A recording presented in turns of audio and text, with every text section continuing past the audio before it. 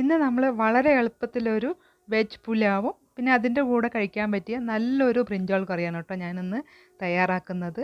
വളരെ ഈസിയാണ് ഇത് ഉണ്ടാക്കാനായിട്ട്, അതുപോലെ വളരെ ടേസ്റ്റി ആയിട്ടുള്ളൊരു ബ്രിഞ്ചോൾ കറിയാണ്. ഞാൻ അതിന് വേണ്ടിയിട്ട് ഇതുപോലുള്ളൊരു ബ്രിഞ്ചോളാണ് കേട്ടോ എടുത്തിട്ടുള്ളത്. നമുക്കിത് ചെറിയ ബ്രിഞ്ചോൾ വെച്ചിട്ട് നമുക്ക് ഈ കറി ഉണ്ടാക്കിയെടുക്കാവുന്നതേ ഉള്ളൂ. ഇനി നമുക്കിതിനെ ഒന്ന് കട്ട് ചെയ്തെടുക്കാം. വലിയ വലിയ പീസുകളായിട്ടാണ് ഞാനിതിനെ മുറിച്ചിട്ടുള്ളത്. ഒന്ന് ചൂടാകുമ്പോൾ തന്നെ ഈ വഴുതിരിങ്ങയൊക്കെ നല്ലപോലെ വെന്ത് കിട്ടും കേട്ടോ. ഇനി ഇതിൻ്റെ കളറൊന്നും മാറാതിരിക്കാൻ വേണ്ടിയിട്ട് നമുക്കതിനെ വെള്ളത്തിലിട്ട് വെക്കാം. പിന്നെ മിക്സിയുടെ ചെറിയ ജാറിലേക്ക് ഒരു പിടി തേങ്ങാ പീസുകൾ ചേർത്ത് കൊടുക്കാം. അതിന് നന്നായിട്ടൊന്ന് ഇതുപോലെ ഒന്ന് ചതച്ച് കൊണ്ടുവരാം. ഇനി നമുക്കതിലേക്ക് ഒരു തക്കാളി, വലിയൊരു തക്കാളി ചേർത്ത് കൊടുക്കാം. പിന്നെ എരിവിന് ആവശ്യമായിട്ട് 2 പച്ചമുളക് ചേർത്ത് കൊടുത്തിട്ടുണ്ട്. ഞാനിതിൽ ഇഞ്ചിയൊന്നും ചേർത്തിട്ടില്ല കേട്ടോ, വേണമെങ്കിൽ ചേർത്ത് കൊടുക്കാം. പിന്നെ കുറച്ച് മല്ലിയില കൂടെ ഇതിൻ്റെ കൂടെ വെച്ച് കൊടുത്തിട്ട് പിന്നെ ഒരു 10-15 അല്ലി വെളുത്തുള്ളിയാണ് കേട്ടോ ചേർത്ത് കൊടുത്തിട്ട് നല്ലപോലെ ഒന്ന് അരച്ച് പേസ്റ്റ് ആക്കാം. അങ്ങനെ നമ്മളുടെ പേസ്റ്റ് ഇവിടെ റെഡി ആയി. പിന്നെ കടായി ചൂടായി വരുമ്പോൾ നമുക്കതിലേക്ക് ഒരു 3 ടേബിൾ സ്പൂൺ ഓയിൽ ചേർത്ത് കൊടുക്കാം കേട്ടോ. ബ്രിഞ്ചോളൊക്കെ നല്ല എണ്ണയിൽ കിടന്ന് തന്നെ അത് വേവാനായിട്ട് 3 ടേബിൾ സ്പൂൺ ഓയിൽ ചേർത്ത് കൊടുക്കാം. പിന്നെ 1/2 ടീസ്പൂൺ നല്ല ജീരകം ചേർക്കാം. പിന്നെ ഒരു വലിയൊരു സവാള പൊടിയായി മുറിച്ചത് ഇതിലേക്ക് ചേർത്ത് കൊടുത്തിട്ട് നല്ലൊരു ഗോൾഡൻ കളർ ആവുന്നവരെ ഒന്ന് വഴറ്റിയെടുക്കാം. അങ്ങനെ സവാളയൊക്കെ ഇവിടെ നന്നായിട്ട് വഴന്ന് വന്നിട്ടുണ്ട്. ഇനി നമുക്കതിലേക്ക് 1/2 ടീസ്പൂൺ മഞ്ഞൾപ്പൊടി ചേർത്ത് കൊടുക്കാം. 1 ടീസ്പൂൺ മുളക് പൊടി ചേർത്ത് കൊടുക്കാം. 2 ടീസ്പൂൺ മല്ലിപ്പൊടി കൂടെ ചേർത്ത് കൊടുക്കാം.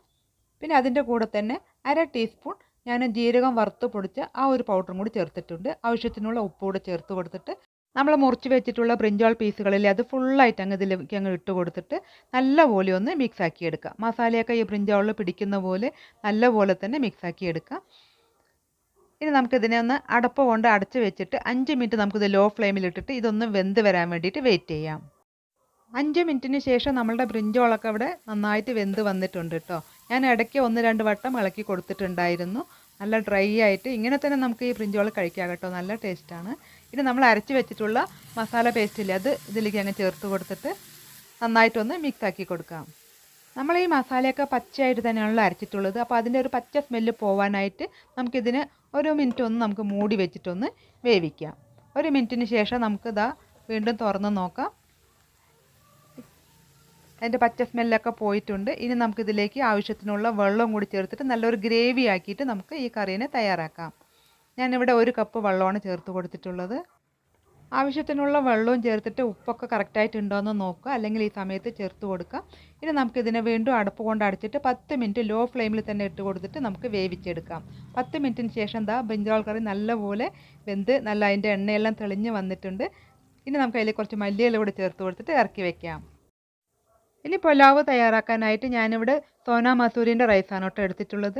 200 ml അളവുള്ളൊരു ഗ്ലാസ്സിലാണ് കേട്ടോ ഞാൻ ഈ അരി എടുത്തിട്ടുള്ളത്. ഇതിനെ നമുക്ക് 2 വട്ടം ഒന്ന് കഴുകിയ ശേഷം 10 മിനിറ്റ് ഒന്ന് വെള്ളത്തിൽ കുതിർത്ത് വയ്ക്കാം. പുലാവ് ഉണ്ടാക്കാനായിട്ട് നമുക്കൊരു മസാല തയ്യാറാക്കി എടുക്കാം. അതിനായിട്ട് 1 ഇഞ്ചിൻ്റെ കഷ്ണം ഇതിലേക്ക് ചേർത്ത് കൊടുക്കാം. പിന്നെ അതുപോലെ തന്നെ ഒരു 10 അല്ലി വെളുത്തുള്ളി കൂടെ ഞാൻ ഇതിലേക്ക് ചേർത്ത് കൊടുക്കുന്നുണ്ട്. പിന്നെ എരിവിന് ആവശ്യമായിട്ടുള്ള 4 പച്ചമുളക് കൂടെ ഇതിലേക്ക് ചേർത്ത് കൊടുക്കാം. പിന്നെ അതിൻ്റെ കൂടെ കുറച്ച് മല്ലിയില കൂടെ ചേർത്ത് കൊടുക്കാം. പുതിനയിലയും ചേർക്കാം. പിന്നെ നമ്മളിതിലേക്ക് 1 ഇഞ്ച് വലിപ്പത്തിലുള്ള പട്ടൻ്റെ പീസ് ഇതുപോലെ ഒന്ന് പൊട്ടിച്ച ശേഷം ചേർത്ത് കൊടുക്കാം. പിന്നെ 1/4 ടീസ്പൂൺ പെരുംജീരകം ചേർത്ത് കൊടുക്കാം. പിന്നെ 3 ഗ്രാമ്പ് ചേർത്ത് കൊടുത്തിട്ടുണ്ട്. അതിൻ്റെ കൂടെ തന്നെ 1 ഏലക്ക കൂടെ ചേർക്കാം. ഒന്ന് ചേർത്ത് കൊടുത്താൽ മതിയാവും.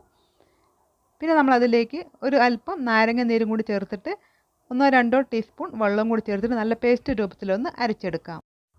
പുലാവ് തയ്യാറാക്കാനായിട്ട് ഒരു 3 ലിറ്ററിൻ്റെ കുക്കർ വെച്ച് കൊടുക്കാം. നമുക്കതിലേക്ക് 4 ടേബിൾ സ്പൂൺ ഓയിൽ ചേർത്ത് കൊടുക്കാം. 1 ബേ ലീഫ് ചേർക്കാം.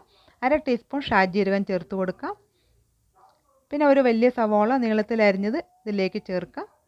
സവാള ഒന്ന് നല്ലൊരു പിങ്ക് കളർ ആവുന്ന വരെ നമുക്കിതിന് നല്ല മീഡിയം ഫ്ലെയിമിലിട്ടിട്ട് വഴറ്റിയെടുക്കാം. അങ്ങനെ സവാളയൊക്കെ ഇവിടെ വഴന്ന് വന്നിട്ടുണ്ട് കേട്ടോ. ഇനി നമുക്കിതിലേക്ക് നമ്മൾ അരച്ചെടുത്തിട്ടുള്ള പേസ്റ്റ് ഉണ്ടല്ലോ അത് ഫുള്ളായിട്ട് ഇതിലേക്ക് അങ്ങ് ചേർത്ത് കൊടുക്കാം. നാരങ്ങ നീര് ചേർക്കുന്നത് കാരണം അതിൻ്റെ കളറൊന്നും ചേഞ്ച് ആവാതെ തന്നെ നമുക്ക് കിട്ടും കേട്ടോ. പിന്നെ അല്പം മഞ്ഞൾപ്പൊടി ചേർത്ത് കൊടുക്കാം. പിന്നെ 1 ടീസ്പൂൺ മല്ലിപ്പൊടി ചേർത്ത് കൊടുക്കാം. എന്നിട്ട് നന്നായിട്ടൊന്ന് ഇളക്കാം കേട്ടോ. ഇതിൻ്റെ പച്ച സ്മെല്ലൊക്കെ ഒന്ന് പോകുന്നതിന് വേണ്ടിയിട്ട് 1 മിനിറ്റ് നമുക്കിതുപോലെ ഒന്ന് ഇളക്കി കൊടുക്കാം. വെജിറ്റബിൾസൊക്കെ മുറിച്ച് വെക്കുകയാണെങ്കിൽ നമുക്കൊരു 10 മിനിറ്റ് കൊണ്ട് തന്നെ നമുക്ക് ഈ ഒരു പുലാവ് തയ്യാറാക്കി എടുക്കാനായിട്ട് പറ്റും കേട്ടോ. രാവിലെ ലഞ്ച് ബോക്സിനൊക്കെ വളരെ ഈസി ആയിട്ട് തന്നെ ഇത് ഉണ്ടാക്കിയെടുക്കാം. ആവശ്യത്തിനുള്ള ഉപ്പും കൂടി ഞാൻ ഇതിലേക്ക് ചേർത്ത് കൊടുത്തിട്ടുണ്ട്. വീണ്ടും നല്ലപോലെ ഒന്ന് ഇളക്കി കൊടുക്കാം. പിന്നെ നമുക്ക് ഇഷ്ടമുള്ള പച്ചക്കറികളൊക്കെ ഇതിലേക്ക് ചേർക്കാം. ഞാനിവിടെ കുറച്ച് മഷ്റൂമും ക്യാരറ്റും മാത്രമാണ് ചേർത്തിട്ടുള്ളത്. പിന്നെ അതിൻ്റെ കൂടെ ഞാൻ ചേർക്കുന്നത് കുതിർത്ത് വെച്ചിട്ടുള്ള ചെറുപയറാണ് കേട്ടോ ഞാൻ ഇതിലേക്ക് ചേർത്ത് കൊടുത്തിട്ടുള്ളത്. ഇതിന് പകരം നമുക്ക് മട്ടർ വേണമെങ്കിലും ചേർക്കാം കേട്ടോ. ഞാനിവിടെ കുറച്ചുകൂടി ഹെൽത്തി ആവട്ടെ എന്ന് പറഞ്ഞിട്ട് ചെറുപയർ തലേ ദിവസം കുതിർത്ത് വെച്ചത് നമ്മൾ ഇതിലേക്ക് ചേർത്ത് കൊടുത്തിട്ടുണ്ട് കേട്ടോ. നല്ലൊരു ടേസ്റ്റാണിത്, ഒരു വെറൈറ്റി ആയിട്ട് ഉണ്ടാവും. അങ്ങനെ പച്ചക്കറിയൊക്കെ നല്ലപോലെ ഒന്ന് വഴറ്റിയ ശേഷം നമുക്ക് അതിലേക്ക് 2 തക്കാളിയാണ് കേട്ടോ ഞാൻ ഇതിലേക്ക് ചേർത്തിട്ടുള്ളത്. ചെറുതായിട്ട് മുറിച്ചത് ഇതിലേക്ക് ചേർത്ത് കൊടുക്കാം. ഇനി നമുക്ക് ഈ തക്കാളിയൊക്കെ ഒന്ന് നന്നായിട്ട് ഉടഞ്ഞ് വരുന്ന വരെ ഒന്ന് വഴറ്റിയെടുക്കാം കേട്ടോ. ഒരു 2 മിനിറ്റൊക്കെ വഴറ്റിയെടുത്താൽ മതിയാവും. പിന്നെ നമ്മൾ അരി ഏത് ഗ്ലാസ് കൊണ്ടാണോ എടുത്തിട്ടുള്ളത് അതേ ഗ്ലാസ് കൊണ്ട് 2 ഗ്ലാസ് വെള്ളം ഒഴിച്ച് കൊടുക്കാം കേട്ടോ. ഇനി വെള്ളമൊക്കെ ഒഴിച്ച ശേഷം നമുക്ക് വീണ്ടും നന്നായിട്ടൊന്ന് ഇളക്കിയിട്ട് ഉപ്പൊക്കെ ഇതിൽ കറക്റ്റായിട്ടുണ്ടോ എന്ന് നോക്കുക. അല്ലെങ്കിൽ ഈ സമയത്ത് നമുക്ക് ചേർത്ത് കൊടുക്കാം. മഷ്റൂമൊക്കെ ചേർക്കുന്നത് കൊണ്ട് പുലാവിന് നല്ല ടേസ്റ്റ് ഉണ്ടാവും കേട്ടോ.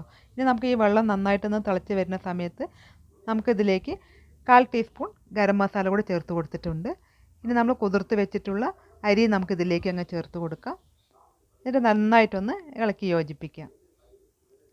അങ്ങനെ അരിയും പച്ചക്കറികളും ഒക്കെ നന്നായിട്ടൊന്ന് ഇതുപോലെ ഒന്ന് യോജിപ്പിച്ച ശേഷം നമുക്കിതിലേക്ക് അരമുറി നാരങ്ങ കൂടെ പിഴിഞ്ഞ് ചേർക്കാം.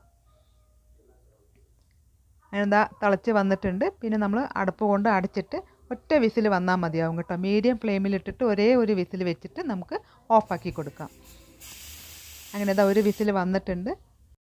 സ്റ്റവ് ഓഫാക്കിയ ശേഷം അതിൻ്റെ സ്റ്റീമൊക്കെ പോയിട്ടുണ്ട്. ഇനി നമുക്കതിനെ തുറന്ന് നോക്കാം. അങ്ങനെ നമ്മൾ ടേസ്റ്റി ആൻഡ് ഹെൽത്തി ആയിട്ടുള്ള വെജിറ്റബിൾ പുലാവ് ഇവിടെ റെഡിയായി കേട്ടോ. വെറും 10 മിനിറ്റ് കൊണ്ട് തയ്യാറാക്കാൻ പറ്റുന്ന ഒരു പുലാവിൻ്റെ റെസിപ്പിയാണ് കേട്ടോ ഇത്.